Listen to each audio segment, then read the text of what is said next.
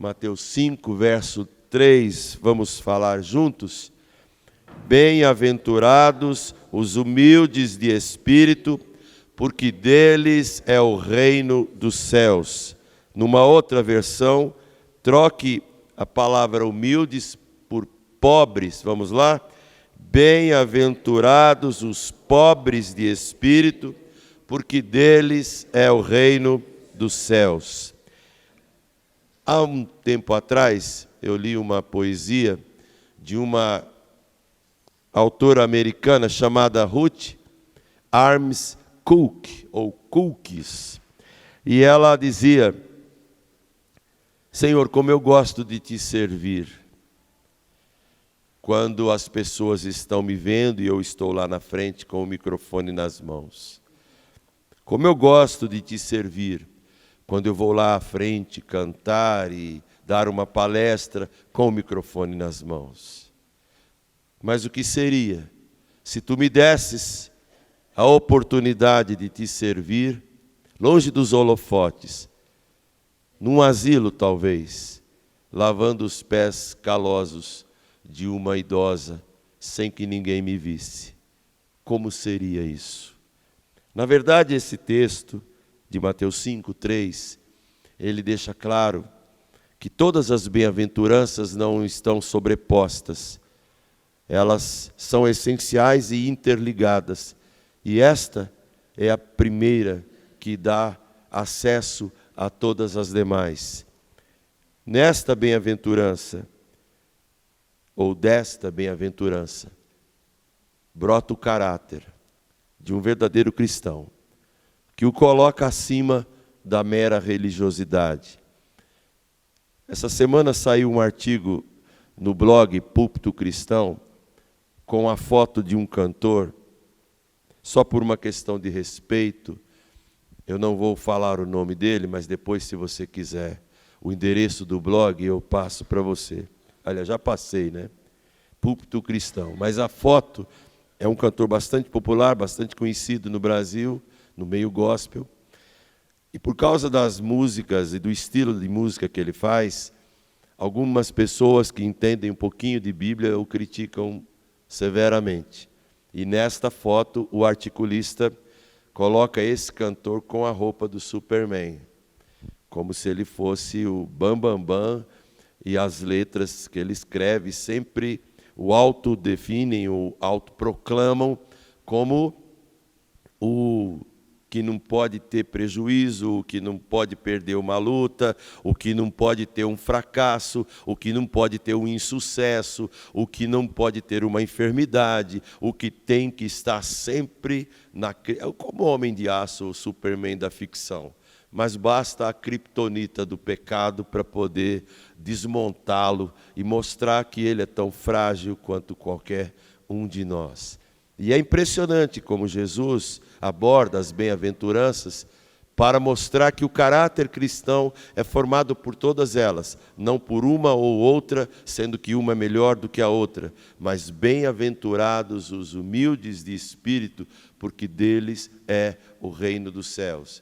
Na tradução que a gente pode ter desta versão, a ideia é que alguém aqui é espiritualmente pobre, não possui na sua religiosidade, na sua fé, no exercício da sua fé, nenhuma arrogância, seja ela da experiência com Deus, seja ela do conhecimento bíblico, da capacitação intelectual de interpretar, seja ela da oratória de proclamar, seja ela dos resultados que você já obteve porque crê.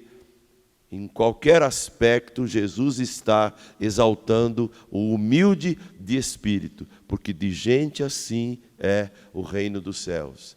E para ser o mais objetivo possível, eu quero, por conta de algumas traduções feitas de cada uma das palavras, deu para selecionar 10 frases que nos ajudam a entender a essência desse versículo, dessa primeira bem-aventurança que eleva o cristão e o coloca em segurança num patamar de alguém que fala a mesma coisa que o salmista no Salmo de número 130, verso 1. Senhor, o meu coração não é soberbo. Senhor, eu não ando à procura de grandes coisas para mim. O meu olhar não é altivo. Eu não procuro coisas maravilhosas e grandiosas demais para mim. Pelo contrário, eu fiz calar e fiz sossegar a minha alma, como uma criança que se aquieta nos braços de sua mãe. Assim eu sou, assim é a minha alma para contigo. Bem-aventurados, extremamente felizes, profundamente realizados, totalmente satisfeitos, são os pobres de espírito, porque deles é o reino dos céus. Então, algumas frases nos ajudam a entender o que esta bem-aventurança significa. Primeiro, que os vazios serão cheios. Toda pessoa que se esvazia será cheia da plenitude, da graça e de todas as perfeições de Deus. Bem-aventurados os pobres de espírito, porque todo vazio, o que se esvazia, será cheio. Outra coisa que é significado dessa bem-aventurança, que os abaixados serão exaltados. Ou seja, aqueles que se curvam, e o sentido de humilde aqui, literalmente é esse, os que se curvam, os que se abaixam. Como, irmãos, não entender isso? Talvez porque a religiosidade, não o cristianismo, mas a religiosidade nos leva ao perigo do farisaísmo, que tem a pretensão de fazer, abre aspas, aquela pergunta: você sabe quem sou eu? Você sabe quem manda aqui? Você sabe quanto tempo eu tenho de igreja? Você sabe quantos anos eu prego? E a gente ouve muito, quando está num círculo de pastores, de presbíteros: eu já estou no ministério há 40 anos. Eu falo do alto da minha experiência. Aí você olha um João Batista, que Jesus disse, dos nascidos de mulher, não tem ninguém que foi maior do que ele. E ele está lá na postura dele dizendo: convém que ele cresça e que eu diminua. O sentido dessa bem-aventurança é que os abaixados, os que se curvam, serão exaltados. Outro sentido dessa parábola, ou dessa bem-aventurança, que os carentes serão supridos. Quando a pessoa se autoproclama pobre, sou pobre, lembra do salmista que diz: eu sou pobre e necessitado, porém o Senhor cuida de mim. Outro sentido dessa bem-aventurança é esse: os carentes serão supridos. É como diz Filipenses 4,19: o meu Deus, segundo a sua riqueza em glória, Ele há de suprir cada uma de suas necessidades. Por isso não andeis ansiosos pelo que haveis de comer, pelo que haveis de beber, pelo que haveis de vestir, porque os pardais não se preocupam com isso. No entanto, Deus lhes dá o pão, Deus lhes dá o alimento.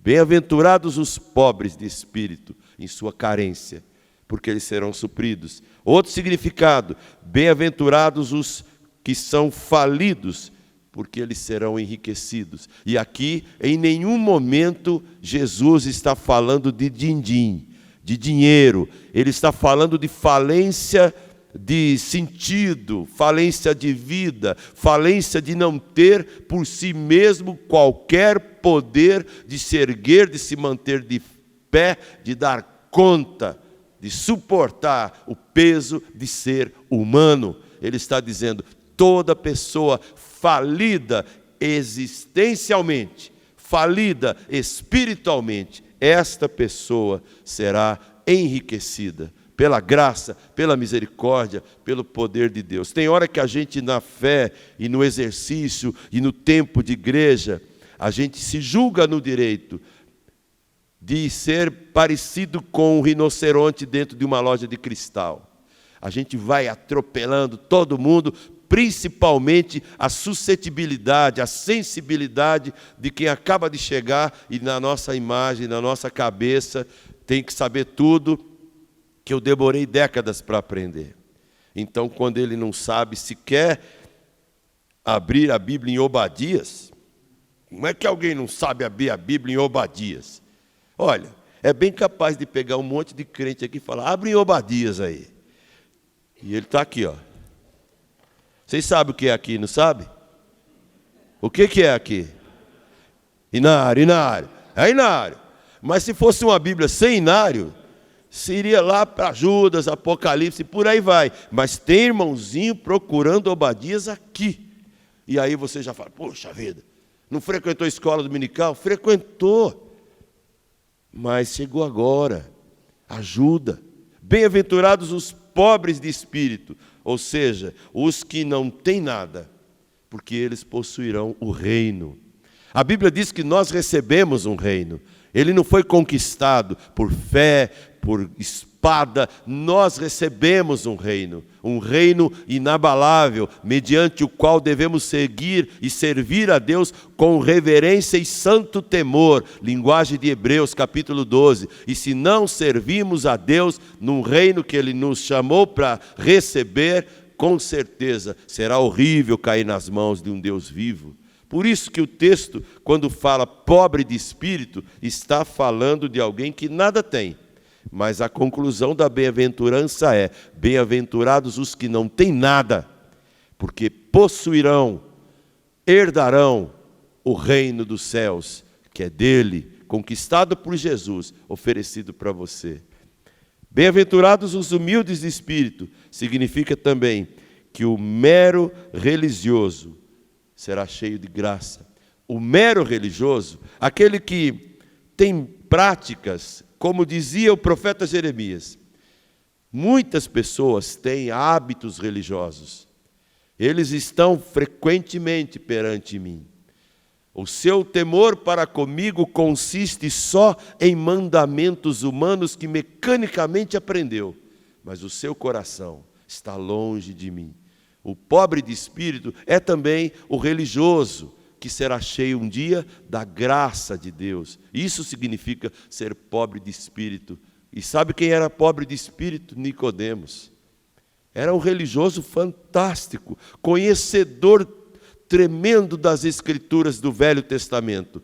Furtivamente, um dia ele vai até Jesus à noite, nas escondidas, para não ser visto pela trupe farisaica que achava que ele era um mestre, conhecedor de tudo. E ele faz uma pergunta a Jesus: o que eu preciso fazer para ser salvo? E Jesus diz: olha, se você não nascer de novo, você não pode ser salvo. E Jesus então ouve uma pergunta: mas como, Senhor? Olha a religiosidade que torna o homem completamente ignorante em termos da graça. Como nascer de novo sendo velho? Eu tenho que voltar ao ventre da minha mãe. Jesus diz: Nicó, não é isso, Nicó. Eu estou falando de nascer do Espírito, porque o Espírito, ele sopra onde quer. Você não sabe de onde vem, você não sabe para onde vai. Nascidos do Espírito são assim. Bem-aventurados os religiosos de plantão, porque na sua pobreza de não ter acesso à graça, a receberão pela graça, de graça. Por quê? Para que ninguém se vanglorie. Para que ninguém se vanglorie. Bem-aventurados os pobres de espírito, porque deles é o reino dos céus, significa também que o abatido será notado. O linguajar do profeta Isaías deixa isso bem claro. Eis o homem para quem olharei, para aquele que treme da minha palavra e é abatido de espírito. Quando Deus entra num templo e Ele sempre está lá e dominando os céus e a terra, Ele vê que 2 homens sobem ao templo para orar. Isso é assim desde que o mundo é mundo. 2. Significa, tem 2 tipos de pessoas que sobem ao templo para orar. E aqui tem 2 escadas, uma pela esquerda, outra pela direita. Só não tem escada de centro aqui, a não ser que você pule. Mas um pode entrar aqui, Senhor, estou aqui, hein? Cheguei. Eu sou o teu servo, mais querido, predileto, mais antigo nessa igreja. Hoje eu vou cantar, Senhor. E aí você se levanta lá, fala, Senhor, de pé. Não tem problema orar em pé, sentado, mas não pode ficar em pé aqui dentro. Mas o publicano, coitadinho, ficou ali, enquanto o fariseu dizia, Senhor, eu sou o fariseu carteirinha 001 e estou aqui porque desde os meus antepassados eu te sirvo. Eu sou da tribo de Benjamim. Paulo falou isso. Em Filipenses ele diz, sou da tribo de Benjamim, hebreu de hebreus, mas eu considero tudo como lixo, tudo como esterco, por causa da sublimidade de um dia ter conhecido Jesus Cristo. Bem-aventurados são os pobres de espírito, ou seja, abatidos, porque eles serão notados, do mesmo modo como o publicano foi notado e o fariseu não. Porque o pobre publicano, quando a oração do fariseu termina, ele fala, Senhor, sem levantar o olho, sem ter a petulância de se erguer e olhar para Deus, ele fala, Senhor, tem misericórdia de mim, porque eu sou pecador. E os homens continuam subindo ao templo, e as mulheres também. Mas quem é que Deus vai notar? O pobre e humilde de espírito. Um outro sentido dessa bem-aventurança é que o que nada reivindica, receberá o que nem sonhava. Ou seja, você vai entrar na presença de Deus humilde e pobre, sem ter a pretensão de reivindicar nada. E Ele te dará o seu reino. Na linguagem do grande poeta Martinho Lutero, se temos de perder família, bens, prazer, e tudo se acabar, com Ele reinaremos. Na outra linguagem bendita de um outro hino, que diz, quando enfim chegar o dia da vitória do meu rei, eu, por sua imensa graça lá estarei. Não adianta falar, fui isso, fui aquilo outro. Bem-aventurados são aqueles que nada reivindicam para si, mas receberão o que nem supunham esperar, o reino inabalável e eterno. Outro sentido dessa bem-aventurança é que o sucesso está no fracasso. É incrível como é totalmente contracultural isso, porque normalmente o sucesso está em ser o número 1. Eu sou, eu consigo, eu faço, eu mato, eu arrebento, eu sou filho de Deus, eu sou filho do rei, e eu exijo, eu impetro meu dedão na cara de Deus, e eu falo, se o Senhor não me abençoar, eu não crerei mais em Ti. E Deus vai ficar encurralado com medo da minha incredulidade. Coitado de Deus! Tem gente que pensa muito isso, não confessa com essa veemência, mas que pensa. Mas bem-aventurados são aqueles que, através do fracasso existencial, do fracasso e incompetência de dar conta da própria vida, encontram em Jesus algo tão sublime, tão rico, que podem dizer como um poeta nosso recente, Jesus Cristo mudou o meu viver. O amor eu só conheci em canções que falavam de ilusões, mas agora é diferente. Cristo muda toda a gente, porque Ele mudou o meu viver. Bem-aventurados são aqueles que fracassaram na arte de viver, porque eles encontrarão em Jesus o sucesso da vida, porque são pobres e humildes de espírito, confessos. E a última expressão que dá sentido a essa bem-aventurança é essa aqui: o frágil será fortalecido. Dizer bem-aventurados os humildes é a mesma coisa que dizer bem-aventurados são os frágeis, porque eles serão fortalecidos. É só lembrar das histórias bíblicas dos chamados heróis. Um pega 5 pedras num riacho,